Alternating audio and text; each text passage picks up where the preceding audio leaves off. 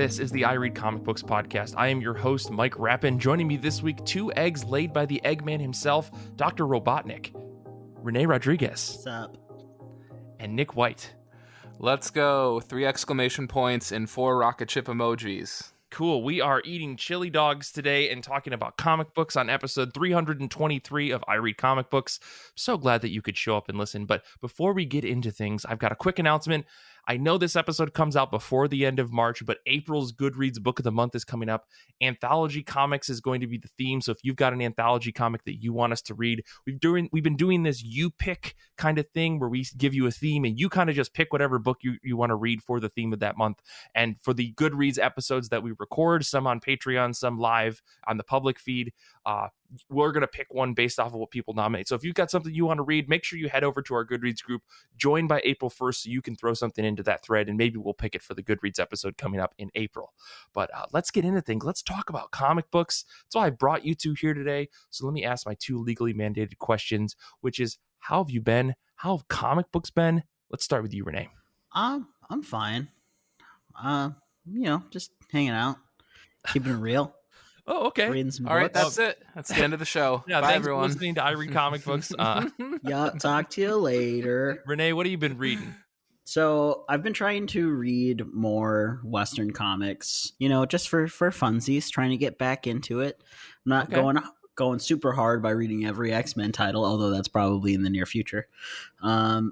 So I actually continued reading from the comic that I read last time I was on the show, which was We Have Demons. And this was issue number 2, written by Scott Snyder, pencils by Greg Capullo, inks by Jonathan Galapian, colors by Dave McCaig, and letters by Tom Napolitano. Again, this book is wild. It's about demon hunters, and it's basically really kind of filthy and bloody and just all kinds of craziness. And it kind of talks about the idea of faith, not just in gods, but just the idea of, faith in general and all that. There are a lot of demons and there's a lot of demon killing, so I would hope with a title like We Have Demons that there would be a lot of demons. They aren't lying on the actual conceit. Yeah. Yeah. No, there's lots of demons. There's a lot of tearing through demon anuses, as they say in the book. So, Okay. I mean, that's one of the things that they specifically say. Although I guess in this issue, they're mostly there's a demon whose name is Gus who keeps just being language, everybody, so. Why do I feel like this is how you would be if you were a demon? The most vile creature in the world, but also would not want people to swear at them, I don't know how to take that because me, I curse all the time. So I know, but you would be that kind of haha, I'm evil, but don't say bad words around me. Yeah, I don't know. Well, I mean, Gus is also a demon that he's a good demon, but he could also potentially not be. It's weird. Is this the BuzzFeed quiz of what kind of demon are you? Is that where is that the trajectory we're headed towards now? I mean, that's not where I was going. If you want to do that, that's all you, Nick. Okay. The other thing I read was One Punch Man, chapter 158, written by art by Yusuke Murata. Yusuke Murata, who wrote, or at least did the art for, I don't remember if he wrote it, but I think so, for iShield 21. So he is stellar artist. Love it. One Punch Man's getting crazy, and it looks like the Hero Hunter is coming crossing fists with Caped Baldy again, hopefully very soon. If you haven't been reading it, I highly suggest that you read it, because even though it's been this arc has been going on for such a very long time, there's been a lot of really cool fights, a lot of really funny jokes, especially involving King. And the King engine, more specifically. If you're not reading One Punch Man, I feel like none of this is funny or remotely interesting. But boy, oh boy, is the joke of the number one superhero the funniest thing in this comic, as far as I'm concerned. Yeah, it's pretty great. It's pretty great. I've been having a fun ride.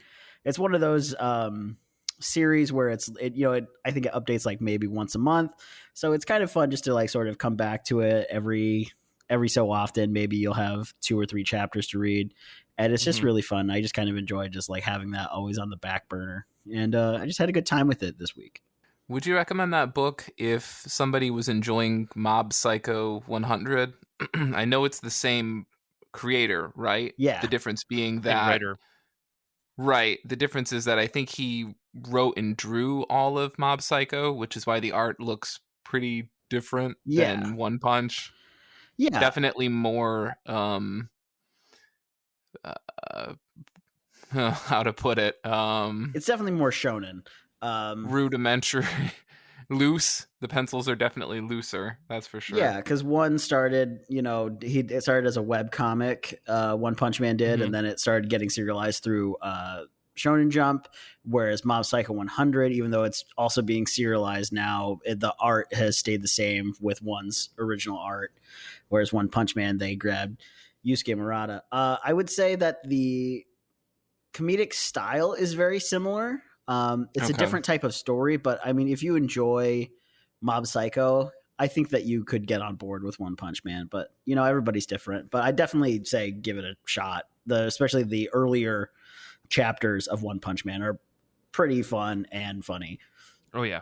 Okay. That's fair. Yeah, I think as the series goes on, it definitely turns into more like actual shonen story, but like when you really step back from it, you're like, oh, this is very stupid.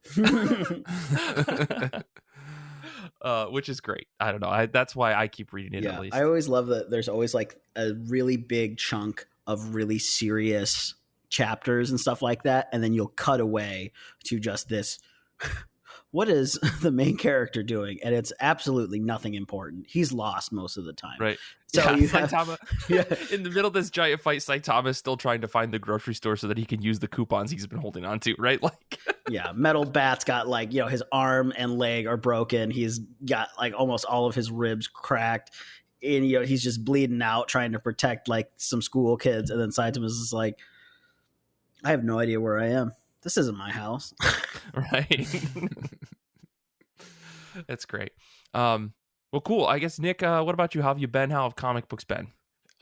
Yeah, things have been good. I guess the West Michigan weather watch would be that we had about a week and a half where I thought spring was here for good. Mm-hmm. And then it snowed not once, but twice this weekend. Huzzah. But it's Michigan, which means you're never truly safe from the specter of snow until about halfway through May. So we still got a ways to go. In terms of what I've read, I did read What's the Furthest Place from Here, 4 and 5.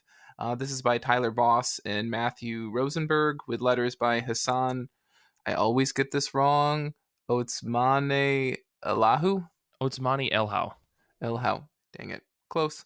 I'll learn this. I should learn this. He certainly letters more than enough books that I read. Exactly. So I think it's interesting to think of this book alongside Rick Remender's Glorious Vengeance of Violence, whatever it's called. A Righteous Thirst for Vengeance. That's it. That's it. Because this is the other book going on right now compared to that, where I have absolutely no idea of where it's going. Mm-hmm. The big difference for me is that after a couple issues of both, respectively, I'm not sure if I care where Boss and Rosenberg's book ends up. Like, it's sort of drifting all over the place now. And for me, you've got to pose more questions than you answer.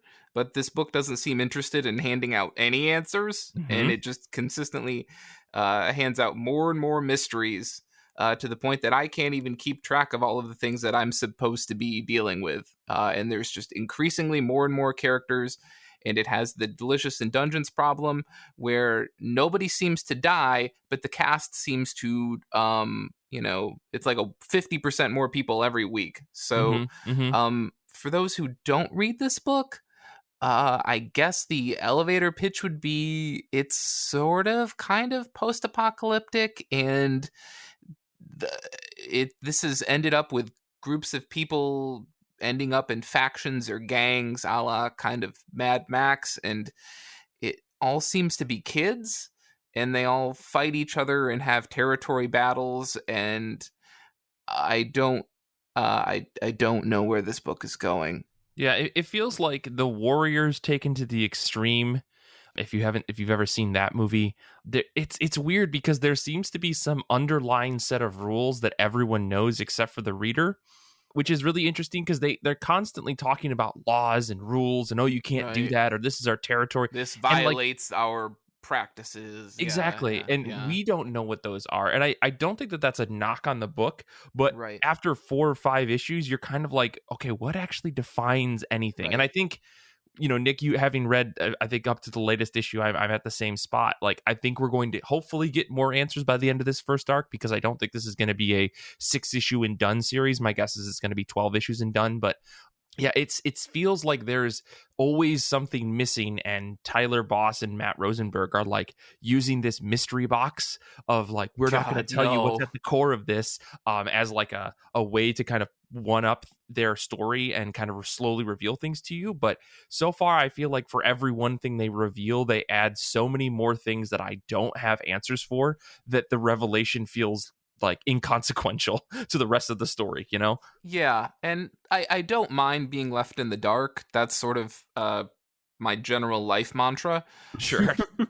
and I certainly don't, I understand not, I don't know, kids these days, right? I don't need the answers to everything, right? I don't need everything answered right now, but I need some things answered right now.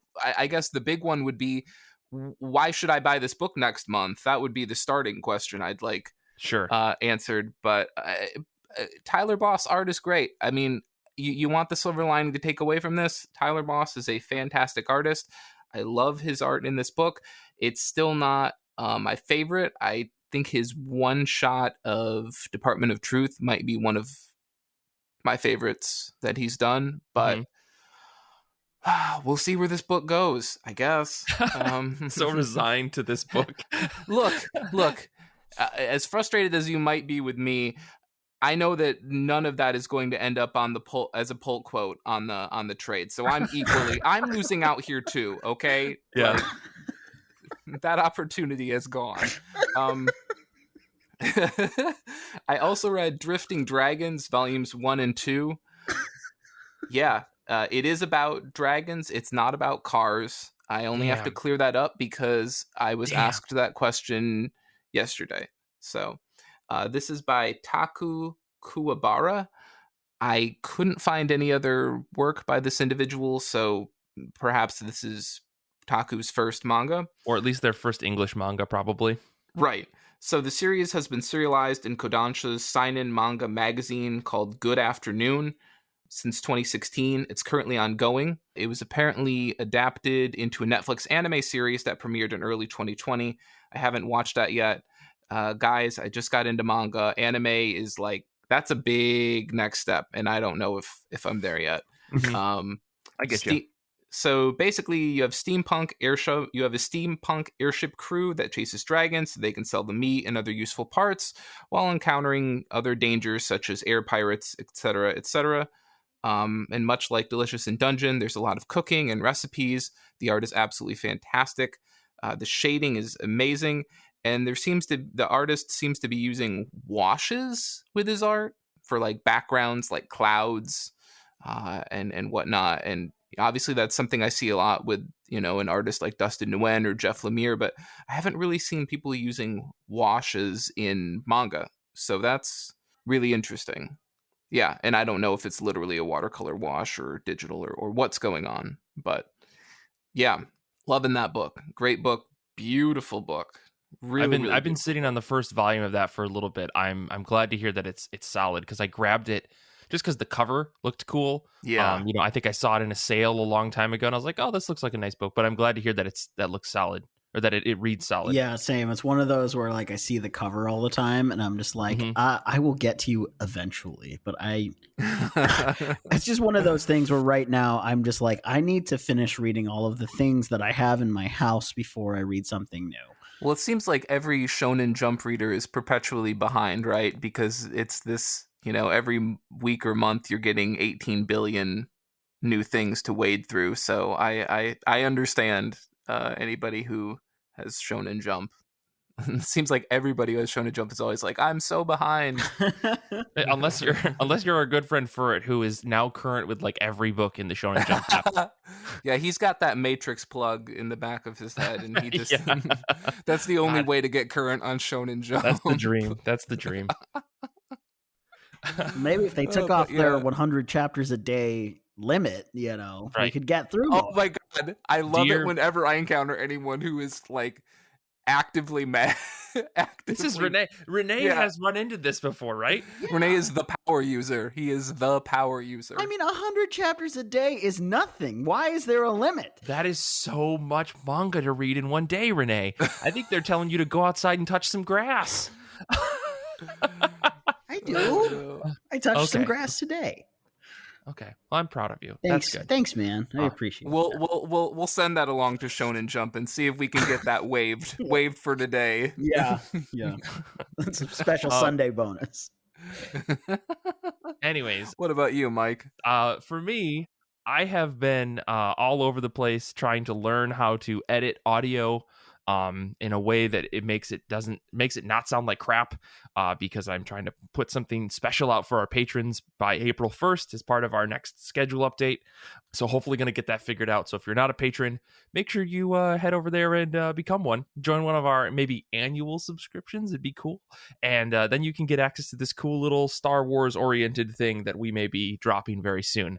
But other than that, I have been trying to figure out all the logistics of moving, because I'm moving at the end of next month, and that comes with its own set of chaos and anxiety that I'm not ready to deal with. So this week I'm putting it all off, and I read a bunch of comics. I sat down and read Help Us Great Warrior. This is a Boombox title that's published by Boom Studios, written by Madeline Flores. It's on Comixology Unlimited because I happen to be reading through some Comixology Unlimited stuff, and I was like, oh, this looks super cute. And it turns out it's probably the cutest book I've read in a very long time. The synopsis of the story is that the Demon King is trying to destroy the world, and only Great Warrior, kick butt, super confident, and adorable as heck little blob girl can save us. It is the funniest little cute book that I've read ever. Like I said, it's super adorable. It spawned from a webcomic of the same name, and it was turned into a 6-issue miniseries. It's full of goofs and the type of humor that I think people who like Adventure Zone or even One Punch Man would enjoy. Like, it takes all sorts of serious, high, oh no, the world's going to get destroyed serious moments and constantly flips them on their ear to make them into little goofs and gags. There's a bunch of little lovable characters that get introduced in the story. And for like 164 pages, it's the fastest, just nicest little read that I've had in a long time. Like, everything's huge and bombastic, but it's all drawn in like a very simplistic style. Like, something super serious will happen, and then it'll be like, but before we do that, we've got to go get snacks. And you've got to love a little comic that kind of takes itself super seriously until it doesn't. Flores has this incredible knack for timing jokes and extremely hilarious single panels, for creating really lovable moments and really enjoyable, memorable, like almost memeable panels inside of the book. I have a handful of screenshots from this book that I'm like, out of context, I could just throw these things into a conversation. It would be very, very funny. So I would 100% would recommend this book to anyone who just wants something nice to read. If you're like, hey, I want to read something, but I don't want to have to dig into lore. I don't want to have to deal with something super serious. Like, this book has a lot of heart and a lot of just comedy in it that super works, and I would really recommend it. So go read Help Us Great Warrior. It is fantastic. And now I really want to go find the webcomic, because all of the little clips that they put in the back of this collected edition are like snippets from the actual webcomic, and they are hilarious. They remind me of like Super Mutant Magic Academy, just in terms of the, like, we've only got 4 or 5 panels to tell a joke, and Flores really nails it. So highly recommend that book if you guys can get it. But like I said, it's on CU. If you don't have CU, pretty sure that's very cheap in physical and digital formats. So the other thing I want to talk about real quick is I read Burn the Witch Volume 1. I think I talked about this last week on the show as about the book that I was going to read next. This is Taikubo's book. And, it wasn't too bad. I know this has been on the Shonen Jump app for a while, and I have been kind of putting off reading it because I was like, I don't want to be hurt by Kubo again. So is this about the Salem witchcraft trials, or is this nothing? It's exactly that. It's a very serious book about the Salem witch trials. No, It's a story. Thanks. I really thought for the first time, like, it was gonna be okay. No. This is to me. It's a Shonen Jump title. Is there actually a witch involved? Yes. Thank God. Let me explain the book. Holy smokes. So this book takes place in the Bleach universe, kind of. It's a story about two girls or two, I guess, young women. One goes to high school, the other's like a secret pop star, and they work for this place called WB. I can't think of what the name of it is because it's so stupid. Like everything about this book is stupid. It's so over the top. I feel like I read Bleach and now I understand everything that Tite Kubo is going to ever create ever again, because WB is kind of stupid. It's not West Branch. I mean, at the end of the Zero issue, they talk about how it's Soul Society West Branch, but it actually has a different name. And the whole book is like, it feels super experimental. Like, Kubo had an idea for these two witch characters, and they fly around on these dragons. But the dragons aren't dragons. Dragons are actually like the name that the British people give to any kind of monster that lives in what's called reverse London. So there's London, and then there's reverse London where demons live and dragons live. And it really feels like he kept saying, like, how weird can I make this? And, you know, you feel this with Soul Society and Hueco Mundo from Bleach. Like, he's got these very opposite things. He loves this, the pairings of good and evil, black and white, you know, like up and down. And I really like the way that this story kind of developed with extreme insanity. Like I said, lots of experimentation, lots of just like, let's just make everything explode for no reason. Like the pacing is all over the place. It feels like the end of Bleach, where it was like, nothing needs to make sense. We just need to get to this fight. But I didn't hate it, right? Like overall, I would read more of this, if only because then I could get more of this guy's art, but also I would get, like, maybe he could learn from some of the failings of Bleach. I mean, Kubo introduced all these little side character storylines in this first volume of what seems to be a one-shot, kind of asking the question or begging readers to say, hey, if you're curious, I could do more of this. But I worry that it's going to have the same failings of Bleach, where like he introduced characters like Sado or Orihime, and they never really got full storylines. Instead, they ended up just being supplementary to the main storyline, compared to other, you know, comics out there where you actually get little side stories with characters. Like My Hero Academia does this pretty well, I think. Jujutsu Kaisen has done this pretty well. One Piece, you know, like I feel like a lot of other manga creators do a good job of at least giving a little bit more root to their side characters, especially if they're going to introduce something that's weird that could play into the bigger storyline. But anyways, Burn the Witch was interesting enough that I was like, all right, I could do more of this. It just needs to someone needs to just make this less sloppy. And it could be a really fun book. And if it ties into Bleach in some capacity, like, my ever undying love for Bleach will, you know, always be there. So I don't know. This is interesting. I am not upset that I read it, I guess. It's, you know, great review, I'm sure. That's a pull quote. Yeah, that's a good one. This is on Shonen Jump? This is on the Shonen Jump app. Danny's very upset with me in the chat right now. I apologize. But you know what? I don't have time for your feelings, Danny. I'm sorry. We've got to move on. Let's talk about comics that are on the top of our pile. Comics that are new, comics that are old. What are you guys reading next from the top of your pile? Let's start with you, Nick. So the good news is I wrote this down in my notes so that I can tell you that the title is A Righteous Thirst for Vengeance, number 6. When unprompted or off the cuff, I will never get this title right. So this is by Rick Remender, written by Rick Remender, art by Andre Lima Arujo, colors by Chris O'Halloran, letters by Russ Wooten. Again, like I sort of mentioned earlier with What's the Furthest Place from Here, where is this book going? I have no idea. In fact, it almost seems like the guy who writes the solicits at Image Comics also has no idea. Let me read this to you because I love this so much. Okay? When a life is shattered by violence, putting the pieces back together is arduous. But we can find friends in scary places, even as enemies lurk in the shadows. Cool. Some higher up must have really meant it when he said no spoilers this month. Like, you can't give anything away. Okay, I will write the most ambiguous sentence that I can. You could literally copy and paste this for like a Walking Dead issue. Right. This could be a Sesame Street episode summary for all we know. I mean... I don't know. Yeah. Maybe Elmo has a really hard week. I don't know. I mean, hey, if there was a book where I would be like, no spoilers, it would definitely be this one. I love this book.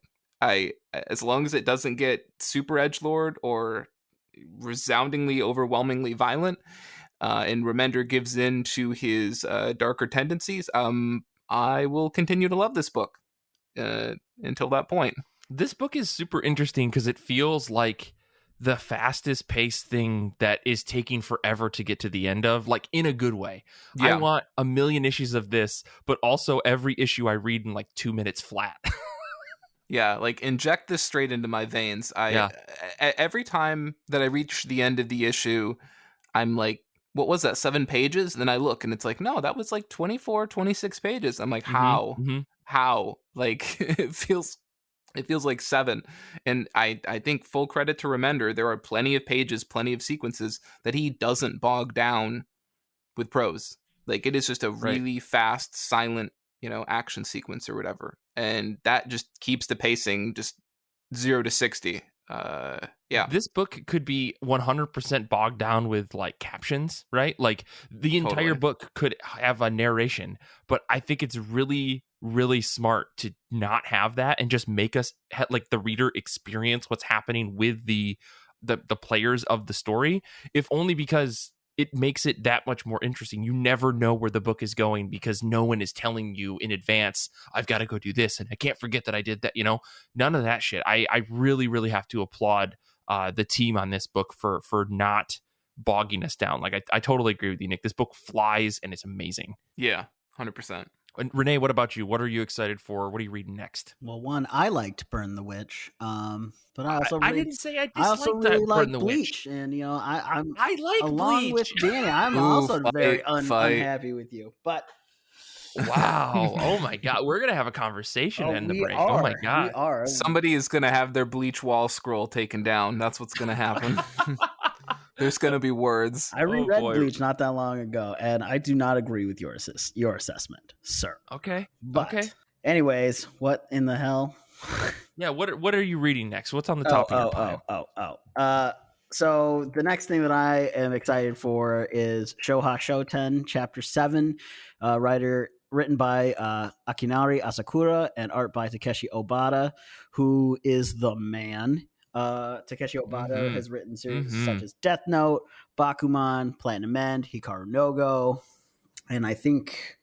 I mean, those are some pretty big ones right there. He's incredible. Yeah, I mean, you didn't have to go any further, man.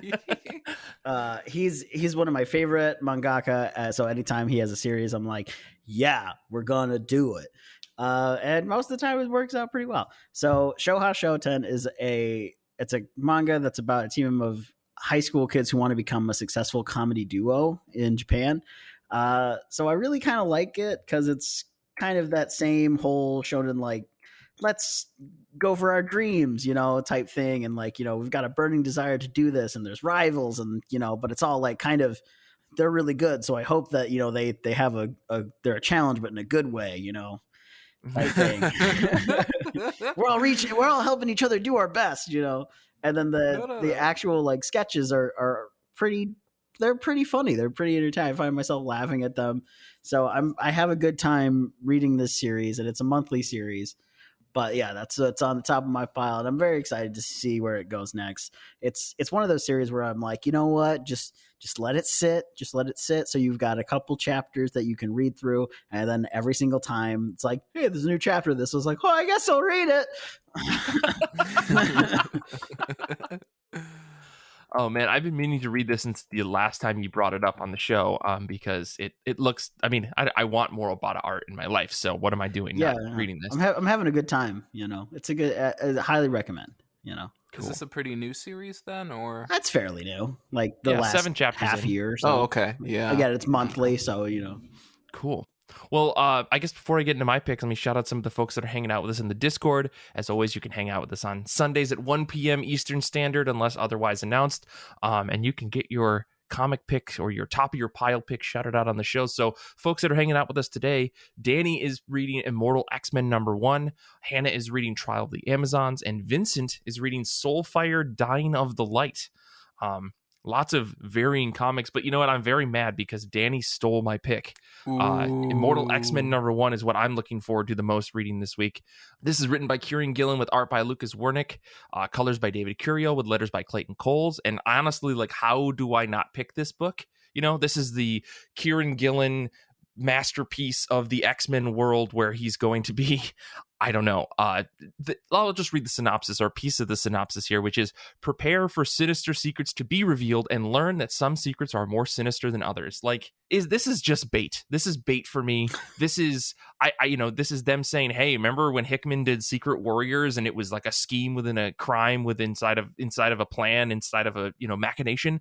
Like, this feels like Kieran Gillen has, this book has the potential for Kieran Gillen to do something like that, like schemes inside of schemes inside of schemes.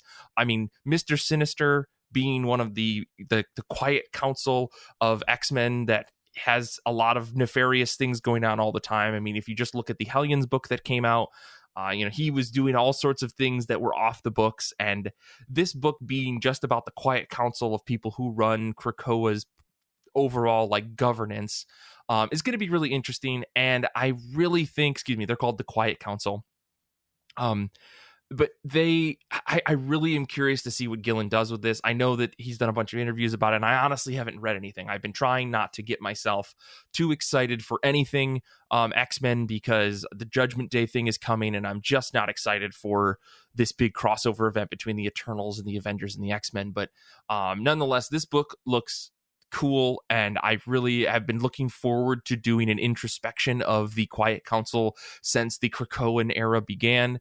And again, I really think this book has the potential to be extremely dramatic, have a lot of big, huge reveals that really make you like salivate for the next issue. And Gillen, Kieran Gillen is one of the best comic book writers out there. That's what I'm trying to say.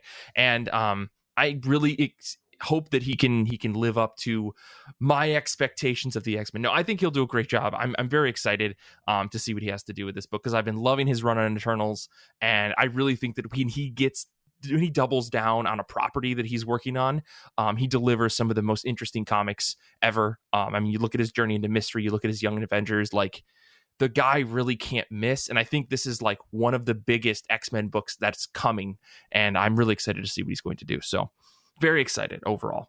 But let's take a quick break. Oh, go ahead, Is René. Mr. Sinister gonna be in the book then? Yeah, so the Quiet Council, I guess if you're not reading all the X-Men, I'm gonna get all the names wrong who's on the Quiet Council, but I'll try to do this off the top of my head. So don't worry, René and I will correct you if you get one of these wrong. Yeah, so I said Mr. Sinister because he's on the Quiet Council, as well as Professor Xavier, Magneto, Kate Bishop.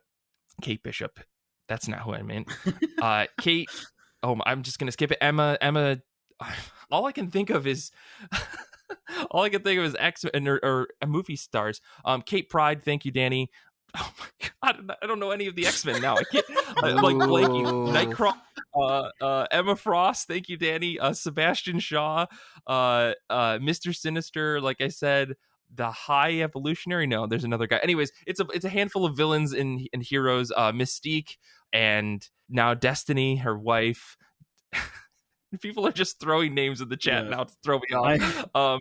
Anyways, so there's a lot of big players in the Quiet Council, and now we're getting a book about them, because they've all kind of acted outside of all of the main storylines, with the exception of like Kate Pryde. She's kind of had her own book with the Marauders, but it's going to be really interesting to see this. I think Storm's also technically on the Quiet Council, but she's technically the leader of Arakko, which is aka Mars, but we're going to get too deep in the weeds for the X-Men, so I'm just not going to do that. I was just asking just because there was a lot of Sinister drops, and I was like, if there's a lot of Sinister happening and there's no Mr. Sinister, then what are we doing? Yes. Also, Mr. Sinister, I think, is going to be at the core of this book, is what it comes down to. Every time I hear Mr. Sinister, I just think of that random issue where Mr. Sinister kidnaps Spider-Man, and Spider-Man's just like, is your last name really Sinister?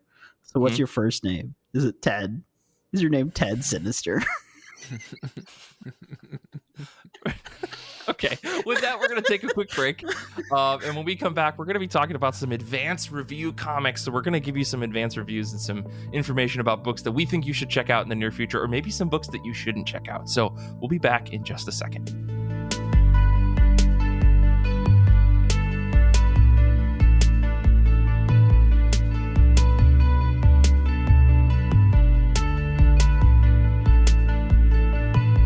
This week on I Read Comic Books, we're going to be talking about some books that publishers have sent over to us in advance so that we can review them. And we usually don't do a lot of advanced reviews. I think every once in a while on the show, you'll hear us say, oh, we happen to get a copy of this. We actually get like a lot of comics. And I'm not trying to like brag. It's just crazy because we just don't talk about these books very often.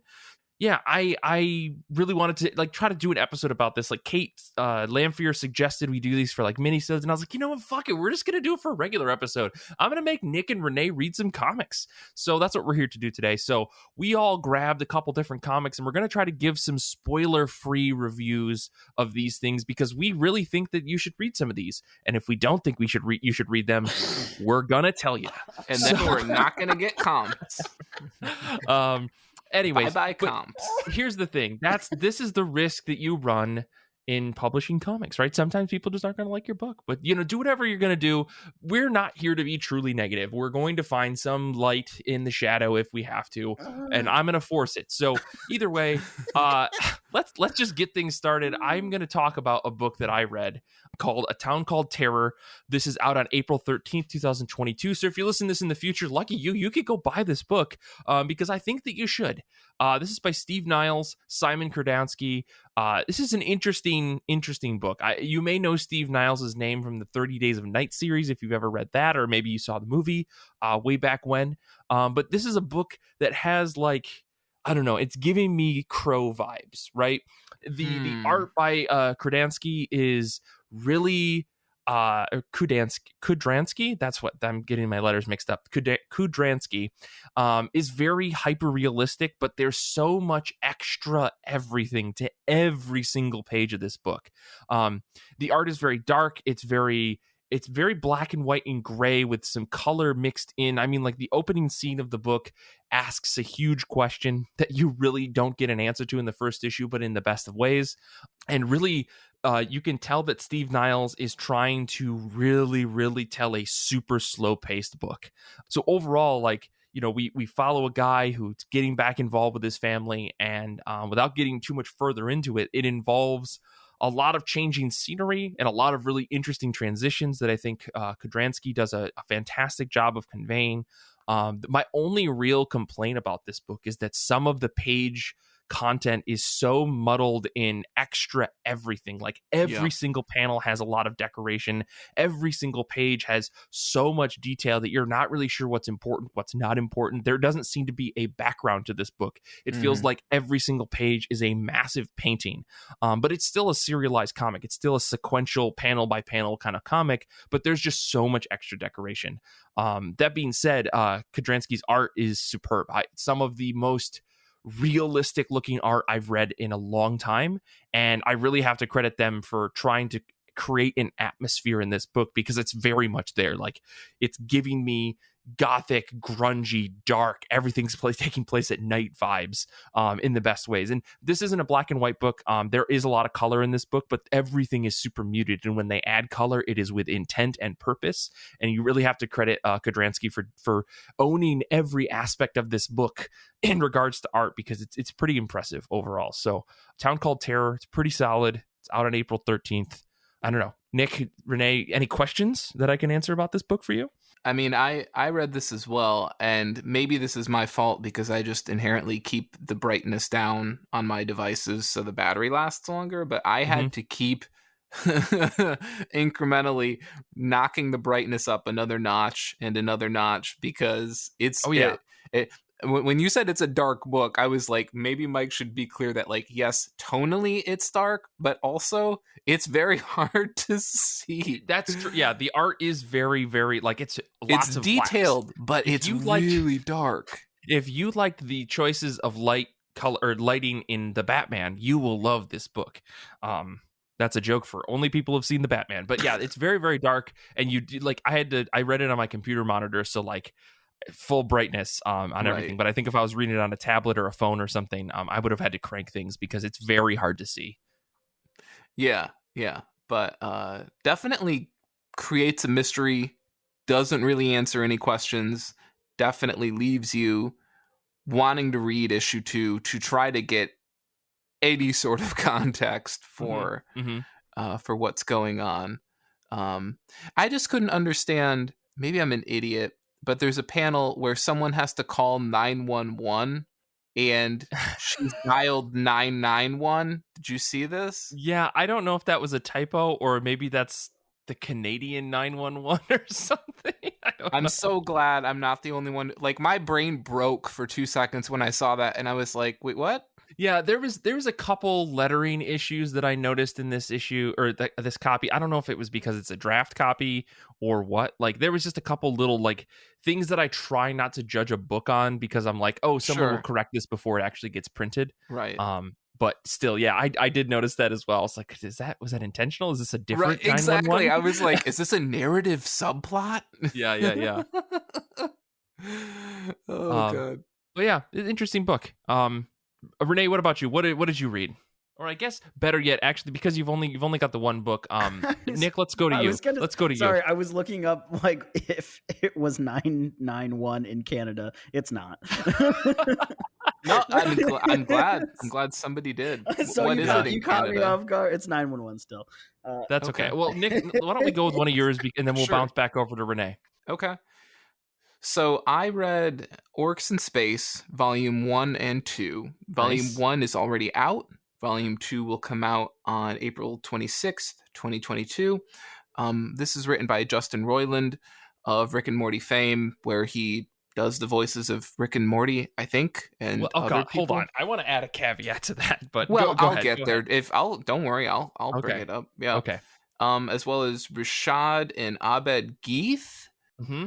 And also Mike Tanner. Art by Francois Vignol. Okay. And colors by DJ Chavis.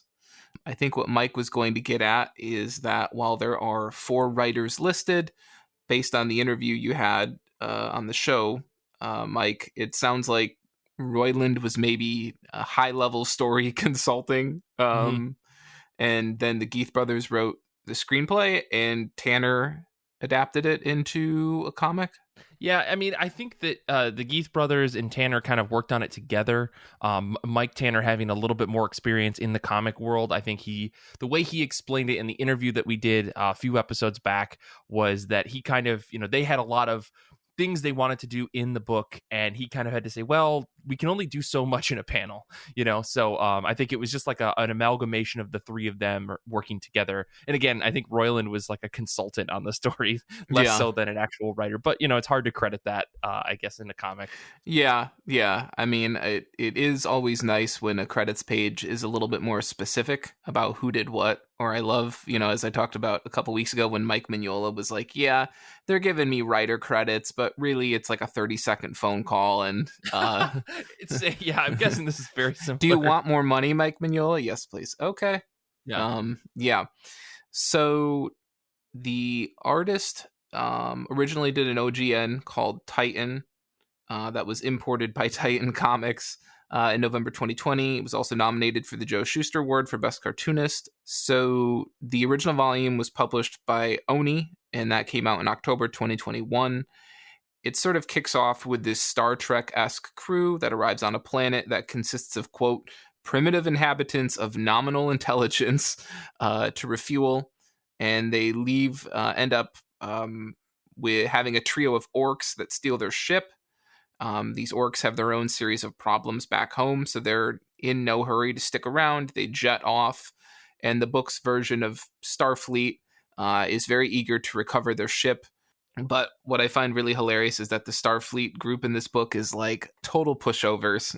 Oh, yeah.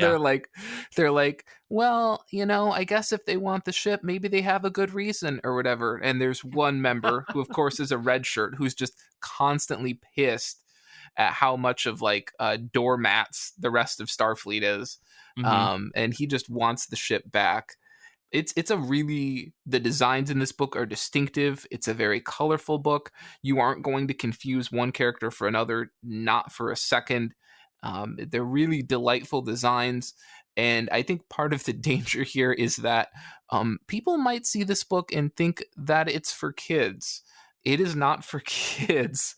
As I go through the notes I wrote while reading this book, it's me slowly going, oh, I think young readers will enjoy this too. Oh no, definitely middle school or higher. And then, well, maybe this is just high school and up.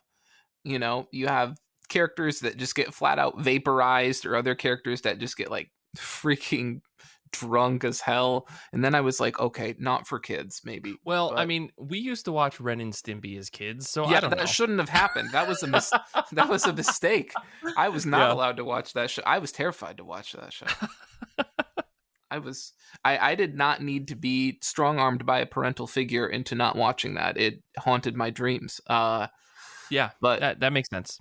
Yeah. And then there's another point where their ship gets invaded by another ship of rats, and then they end up pulling out some of the entrails of the rats to a point where one of the other orcs goes, "Oh, his insides are on the outside." And then I said, "Okay, not for young readers." But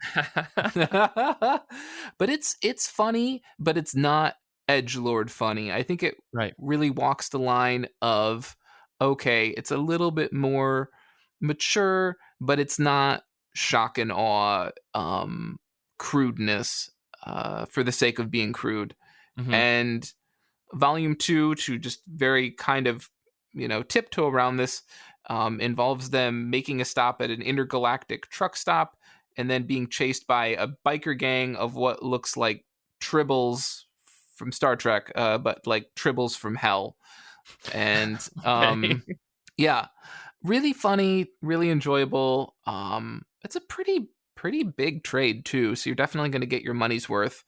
Yeah, I would definitely recommend this to anyone, especially if you're into things like Rick and Morty or comparable things where it's very cartoony and animated, but meant for a slightly older audience. But again, like I said, this doesn't get like edgelordy or wink wink nudge nudge Family Guy levels of referential humor. It doesn't get that caught up in, it doesn't have this unhealthy allegiance to surviving on 80s references, right? Like it's totally self-sustaining, I guess is a way of putting it. So yeah, a lot of fun. Enjoyed the book. Would recommend. The thing I really enjoy about Orcs in Space, and as well, as much as I want to say, like, it's a very enjoyable read. Like, it's definitely goofy from start to finish. And if you go in with that mindset of just like, I'm here to have a raucous, ridiculous, fun time, you're really, really going to dig that book. It's by no means like a massively groundbreaking thing, but from what it sounds like from the interview that we did, and just from reading the book, like, you can tell the creators are having a lot of fun just telling their own jokes. And to me, that really, really is reflected in the comic itself. Like, they are having a good time making this book, and therefore, as a reader, I end up having a good time when I really just want to turn my brain off and read something that's kind of fun. And that's exactly what this book is. It's just kind of fun. Yeah, it's not like some sort of groundbreaking magnum opus or anything like that. It's not some massive, critically acclaimed thought piece, but it's a fun read. And sometimes that's what you want. Not everything you pick up has to be, phonogram, right? Yes. And this is definitely not phonogram. This is a bit far away from phonogram. Yeah, I can definitely say that. Yeah. Cool. Well, René, what about you? What did you read? Have you finished this lookup of the Canadian 911 system? Yeah. Okay, thank you. Yeah, no, I was paying attention, listening to Nick on Orcs in Space. I was very interested. It sounds like the kid who just got accused by the teacher of not paying attention. Listening. Yes. I mean, to be fair, I was that kid. I am not surprised by that. René's line was a little too rehearsed to be fake. Yeah. Flashbacks. René, what did you read? So I read Armorclads #1, which came out on March 23rd. So it came out early this week, with writers J.J. O'Connor and Brian Buccellato, and pencils by Manuel Garcia, inks by Raul Fernandez, colors by Rex Locus. What a name. Lettering by Dave Sharp. So it's kind of like Starship Troopers and James Cameron's Avatar rolled into one. Kind of. Oh boy. So, because like they're on this planet and they're, mining resources, but there's also bugs, and there's also like a lot of like propaganda that's being spat out by the the screens or whatever, but also everyone's still very jaded by the propaganda. Like, they believed it at one point, but now they're like, we're all just gonna die here. It's same shit, different day, and they're also constantly told by like it's kind of separated between like the people who are actually mining the resource versus like the military, and like they have different types of armors and things like that. And like the military literally calls like the miners like grubs, and they're like, look, you're worthless, you're just a number, you're not a name, I don't give a crap, all that kind of stuff. So love it. It kind of has like this air of like, okay, so there's going to be rebellion probably, and there could be multiple rebellions. Who knows? It's still really too early to tell what's kind of going to happen, but it's also like, it feels like there's a lot of things about the world and about like what they're doing specifically that's missing. Like, we don't know how they got there. Like, if it was like a volunteer thing, or if they were like, kind of forced to be there. Are they prisoners? Whatever. It just kind of seems very, very like vague. Interesting. This is published by Valiant Comics, right? Yeah. So does this tie into anything else with Valiant, Nick? I mean, have you read this at all? I haven't read it, but it sounds like it probably they're trying to maybe do some sort of callback to a series called Armorines, ARMORINIES, which is an older property, and I think they tried to tie this in. God, I want to say they brought the Armorines in towards the end of the original EXO run. Gotcha. But I'd say it does it feels very much like a tie-in either to like a movie or like a game series, or like even like, like a model type game like Warhammer or something like that. It feels very much like a tie-in or like a spin-off for that. Gotcha. I mean, we should be completely clear here. Valiant has gone like triple in on NFTs in the worst way ever. Yeah. And had they not sent this issue to us, I don't think any of us would be reading it. Danny in the chat is saying that there's a prologue to this issue that has a tie-in that is only available via NFT. So like, honestly, fuck all that. Right. But my understanding was that in order to read the prologue, it wasn't even that you needed to sign up. It was that you also had to own a Valiant NFT, which was my understanding of what I read on the website. Well, and I was hard pass. Oh, yeah.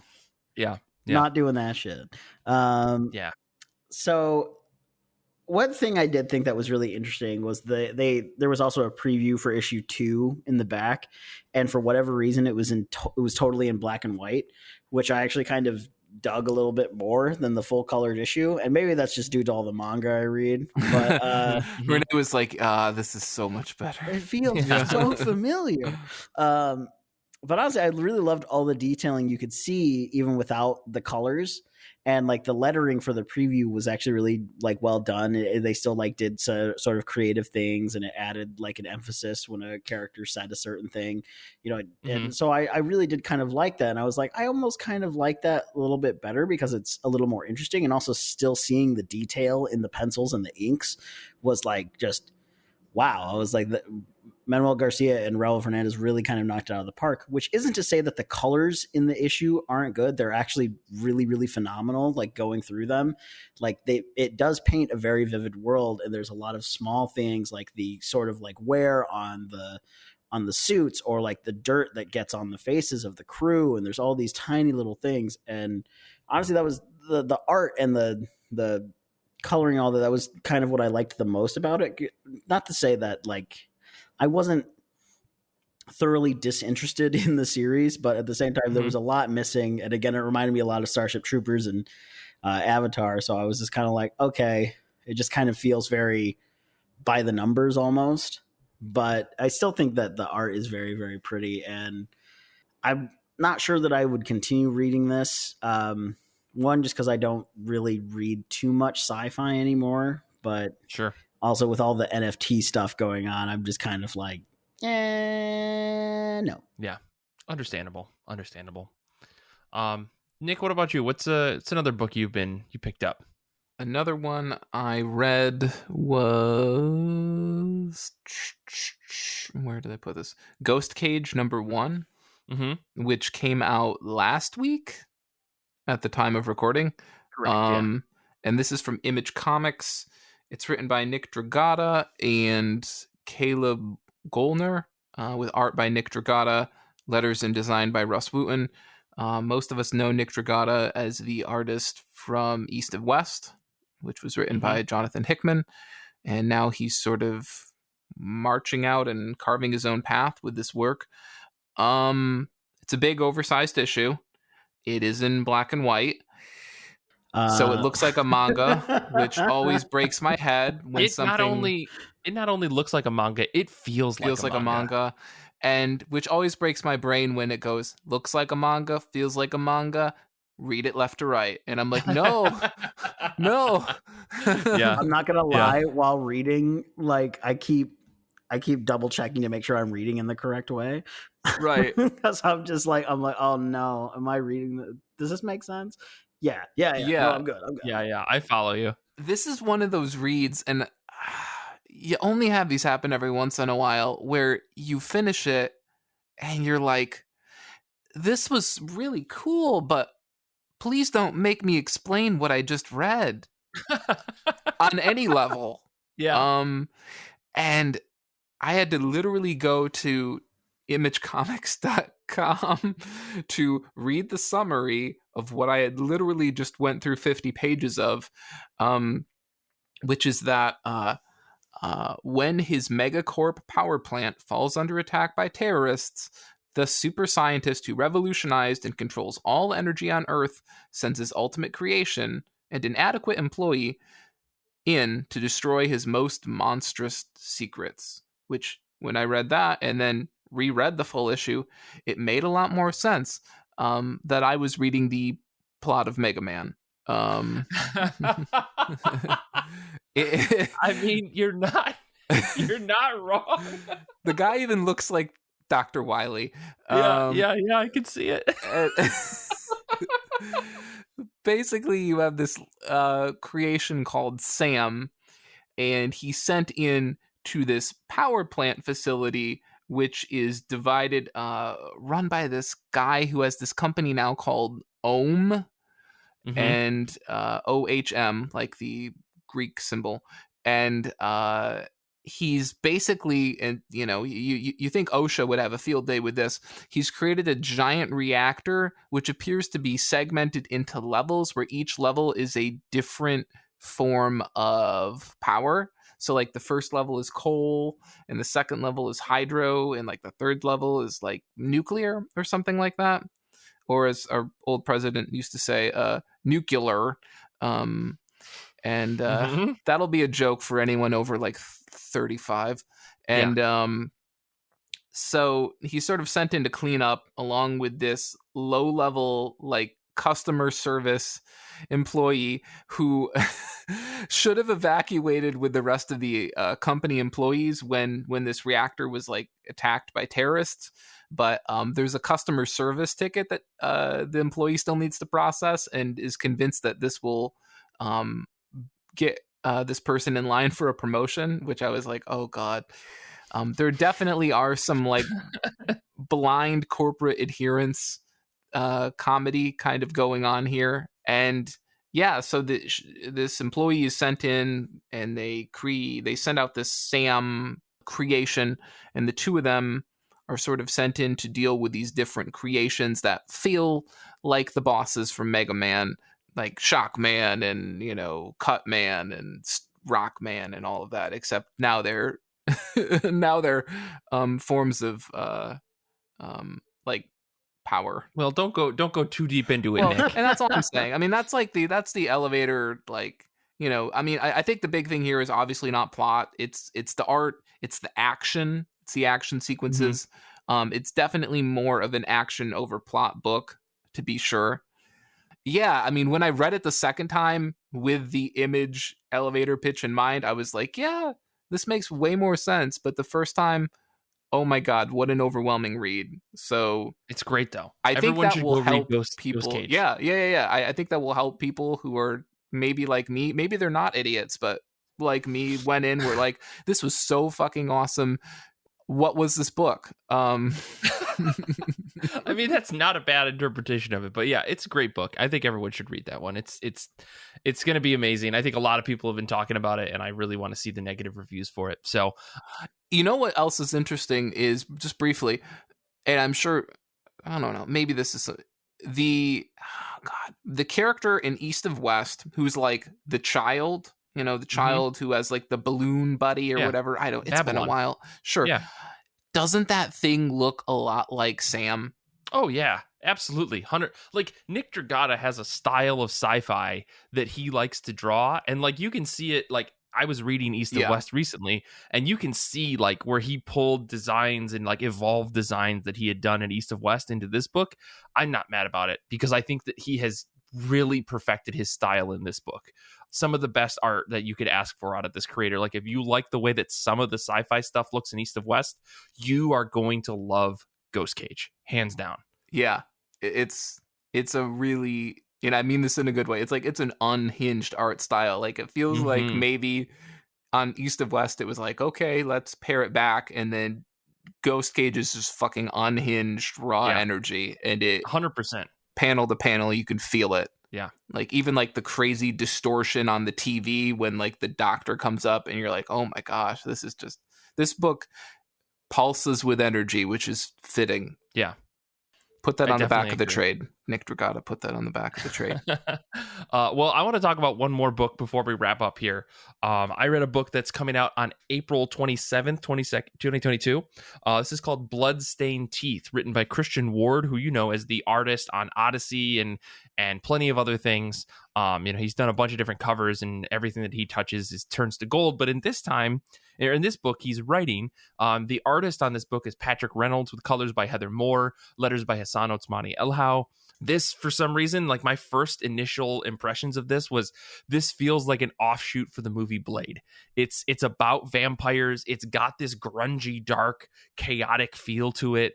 And I want to just say that I love the movie Blade. Like I have all the love in my heart for that movie. But Reynolds' art is absolutely insane. And whatever the fuck Heather Moore is drinking or eating to do what she's doing with the colors in this book is out of this world. Like, if you've read Christian Ward books, you know that he does a lot of crazy stuff with his work in terms of color.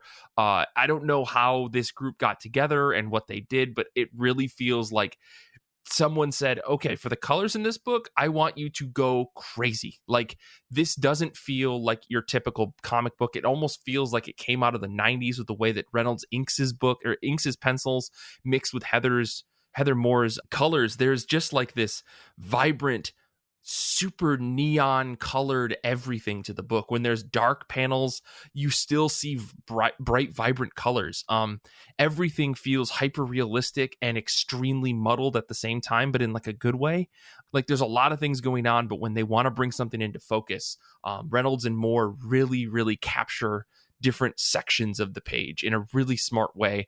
And I can't express how cool this book looks. So overall, the story is a fantastically beautiful thing, but the writing is really interesting as well. I think Ward does a great job of establishing a vampire story that has a really interesting twist.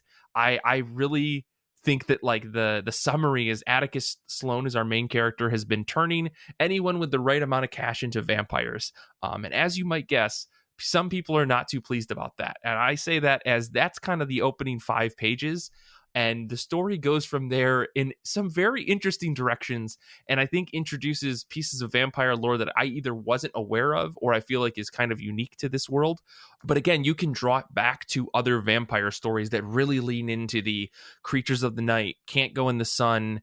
You have to drink their blood in order, or you can turn vampires and they're sired, and then you can kill them all with a line. I think that's kind of the thing he's leaning into, the kind of your standard vampire lore, but there's some twists and interesting changes that he's made to the world that I just overall really like. And I really am digging on this book. Like I was surprised because usually vampire stories don't interest me at all. But Christian Ward with this team of Patrick Reynolds and Heather Moore with Otsmani Elhau on letters, like really craft a beautiful first issue that I was very disappointed ended in the way that it ended, like in the best way. Like I really want more of this book, and I can't believe that they ended it the way that they did, because I got to see number 2, and I have to wait 2 fucking months now because I read this book in advance. So kind of pissed about that right now. Yeah, I read this too, and like I thought the whole, what is it called, like the hierarchy of like the firstborns and the sips, like the firstborns hate the sips. I thought that was really crazy. And like the entire time that I was reading this book, it really felt like I was watching like a rotoscoped movie, like, you know, where they shot it and then they just did art over top of it to like sort of make it look like it was drawn, because like all of these people look so real and the colors are just so crazy. But it just like, it just, and that was the vibe I got, I was like, this looks like a rotoscope movie. Yeah, that's a really good way to describe that, because it feels like the colors don't belong. But without this color scheme, this book would not feel as great as it felt. You know what I mean? Yeah, I totally dig that. That's a fantastic way to describe that. So everyone should go pre-order this book. Go to your shop, tell them you want this. Go pre-order it on Amazon or whatever, however you get your books. It's going to be amazing when you read it. So, anyways, let's wrap things up here. I don't know. We get a lot of commission episodes. I'd be really curious, or commission episode. We get a lot of preview books every once in a while. I'm really curious to know if folks like this, if they want to hear more of this, more episodes like this, or just segments like this. So send us an email at ircbpodcast@gmail.com. I'd really love to hear what you guys have to think. For next week's show, though, we do have a commissioned episode. Our good buddy Danny is up at the $10 tier in our Patreon, commissioned an episode from us. It's going to be me and Nick and Paul, and we are going to be talking, I guess the description is the airing of comics grievances and how we can fix them. So we're going to get the metal pole, we're going to dance in a circle, the whole Seinfeld bit's going to go on, and we're going to try to talk about the things that are problems in comics and how we can potentially fix them as comic readers and fans. So it's going to be a really interesting episode. I think there's going to be a lot to talk about, so make sure you tune in next week. Until then, though, you can follow us all on Twitter. You can follow René at Rodrigo29. You can follow Nick at Death Star Plans. You can follow me at Mike Rappin. And you can follow the show at IRCB Podcast on Twitter and Instagram and TikTok and wherever you can find podcasts. This episode first aired on Patreon, and it's possible because of our wonderful patrons. Join today for exclusive series like IRCB Movie Club, Saga of Saga, and so much more. You can join now at patreon.com/IRCB Podcast. And if you haven't already, please rate and review our show 5 stars on Apple Podcasts, Spotify. Yes, they do have ratings, Google Podcasts, or wherever you listen to podcasts, because we deserve it. Join the IRCB Discord community to chat comics and more. Plus, you can listen to our episodes live as we record every week. There's a link to our Discord in the show notes. Podcasts grow best when spread by word of mouth, so why not tell your friends, family, and local comic book shop about IRCB? Infinity Shred is the best band in the universe. They do all of our music, and they are, quite honestly, incredible. Xander's a very cool guy who makes us sound even cooler every week. He edits the show. I want to say thank you to Danny and Hannah and Vincent and everybody who was hanging out with us in the chat today. I want to say thank you to Nick and René for being on this episode with me, and thank you to everyone out there who listens to the show and continues to listen. You are fantastic human beings. Until next time, comics are good, and so are you.